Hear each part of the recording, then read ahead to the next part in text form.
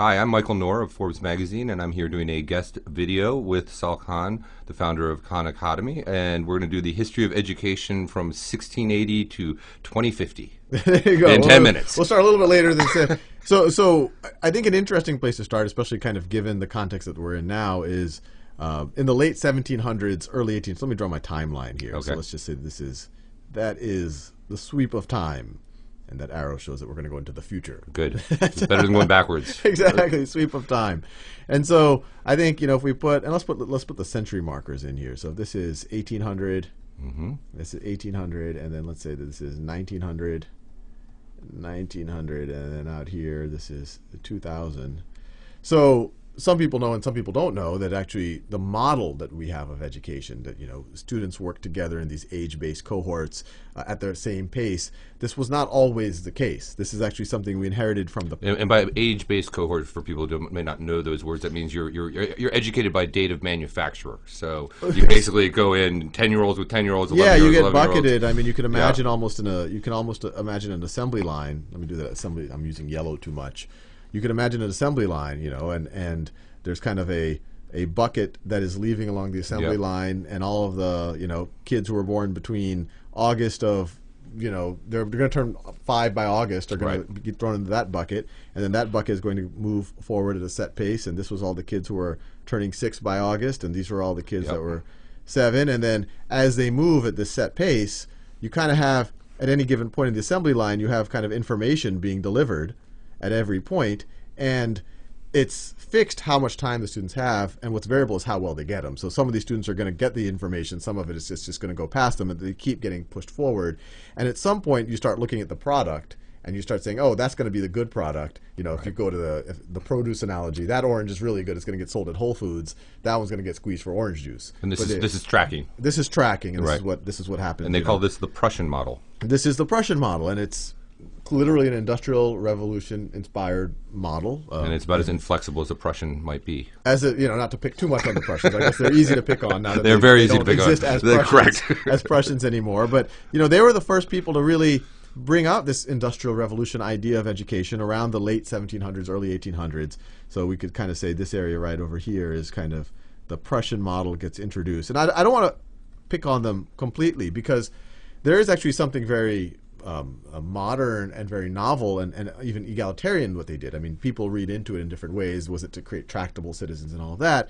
But it was also the first time that people said, no, we want everyone to get an education. For free. For free. Right. Before this, education was just like, well, that's just for people who are going to have even they wouldn't call it white-collar jobs, people who are affluent. Everyone else doesn't even need a deep education. The Prussians said, no, we're serious about this. And the only way to economically do it for free was this industrial type of model, which fit the time as well. I mean, which fit the time, and it's easy to pick on them now, but I don't think it's a coincidence that Germany, which inherited many of its roots and people from Prussia, ended up being one of the great industrial powers with a very large, and continues to have a very large middle class. And then somebody comes along by the name of Horace Mann. Horace Mann, you go to about 1840.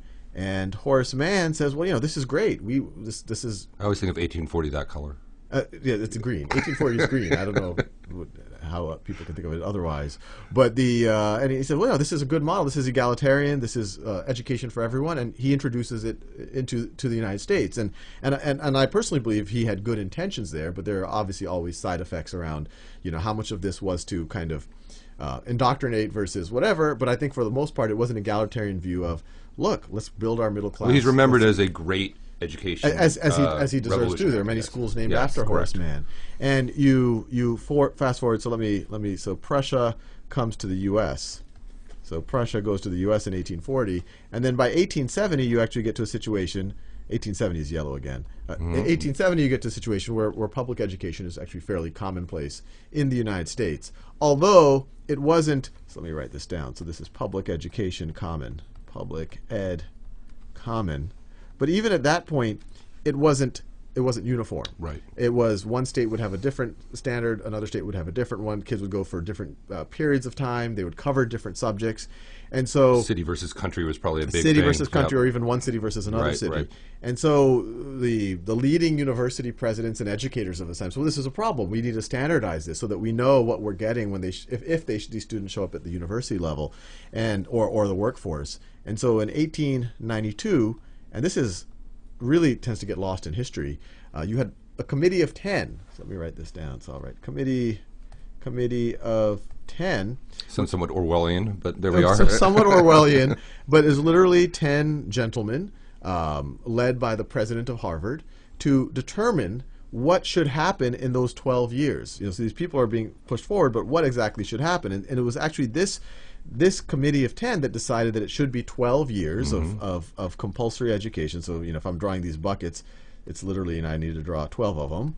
And they're the ones that determined that physics should show up in your junior or senior year of high school, that you should even have this notion of high school, which is different from primary school, that geometry should be taught in 9th or 10th grade. So this is standardization. This is, we have now a public standardized education, which is great if you want to get people credentials and, Yes. and create a workforce that will be productive and what they should know at least. Yeah, or if you're even in the admissions department Correct. of a university. Yes. And, it was actually around this time that the state universities also started to get, and so even at the higher education started to become much more ubiquitous at this point in time. And so you need standards. What are the students going to be? And even there, I want to be fair to them, they were actually very forward thinking.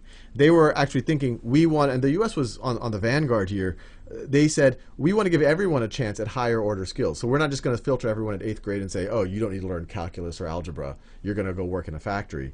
They said, hey, everyone should learn this stuff. And that's why everyone now does at least attempt to learn algebra. It was forward looking for 120 years ago, but what is interesting here is that we Yes. basically get stuck there for Yes. 120 years. Yes, this is so this is just going to keep going. It is static to the present day. And, one thing I point out in the book in some details, these, for the time, they were relatively forward-looking, but this was a time before interstate highways, vaccines, knowledge of DNA, really TV, mass media, before any of that, before the existence of the Federal Reserve. Right. And for those of you who are listening who don't know, Sal has a book out. That's what he means by the book, and it's called The One World Schoolhouse. Yes. But the internet happens somewhere in there, right? The internet happens. But yeah, fairly, we could probably put other things here. But Radio, cars, air conditioners, cars, things commercial like air that. flight, Man on the moon. Right. But let's talk about the internet. Yes. So you come, mid-late 90s. Yeah, it's mid-90s. Mid-90s, internet. So let's do internet in magenta. So let's say the internet is obviously still happening. So that's there. So that's the internet. And, for the first time, well, there's a bunch of things that the internet enabled. Distribution of information, the cost of that goes close to zero. It was now many-to-many distribution. You didn't have to have the gatekeepers of who had the bandwidth that the FCC gave to. Anyone could now publish. And also, and actually we should probably even go a little bit before the internet. If you go to the late 70s, early 80s, you have the personal computer. Which right, kind of sure. which is, But the big thing here, I mean, Yeah. yes, the PC, but what you've done, and I think we should get into the Khan Academy now, is that you've been able, one person with one computer can reach millions of people, and that revolutionizes the concept of lectures to students and what you should be doing in the school. Typically, what we think of as an education is wise man in front of class speaking, students passively listening, students then going home and then working on that at home and then coming back and being tested at some point. That's but right. This one-to-many revolution at a very low cost of the internet allows you to do something really remarkable. Yeah, I mean, what's going on here, hopefully do something remarkable or at least change thinking a little bit, is for all the reasons you just said, we now have the tools where between the PC, broadband, and all the rest, people can have access to information. That information can be processed in real time in a customized way. You no longer have to batch everyone into these buckets. Everyone can now go at their own pace, get feedback at their own pace. And because things like the lectures and a lot of this kind of the problem solving can happen in this way, class time can be liberated. So, just like you said, in the traditional model, if this is class time right over here, so this is the class. This is normally where the lecture, the kind of information delivery happens. And then at the rest of someone's life, in particular at home is where a lot of the kind of the individual problem solving occurs. And so now we're saying, no, look, a lot of what used to happen in class, and actually more than that, can now happen either at home or even on the bus or whatever, and it can happen in a self-paced way. It doesn't have to go at this Prussian, everyone goes at the same pace idea. And what it does in our minds is it frees the class for real interactivity. And I always point this out whenever people talk about the idea of technology generally in education or in the classroom, people imagine kind of a Borg or Vulcan reality of people plugged into these things. But what we're saying is, no, technology is going to make classrooms more human. It's going to make classrooms more interactive. I think we should talk about that for 2 seconds about flipping the classroom is the terminology or the jargon that's being used. In other words, you can do this lecture or any other lecture on your computer at home at your own pace until you feel comfortable with it. Or if you're stuck, then the next day you go into class and your teacher will be freed up to interact with you because the lecture will be done at home and the homework will be done at school. Yeah, and one thing I point out, that's exactly right, but one thing I do point out is we think you can go even beyond what you've described as flipping.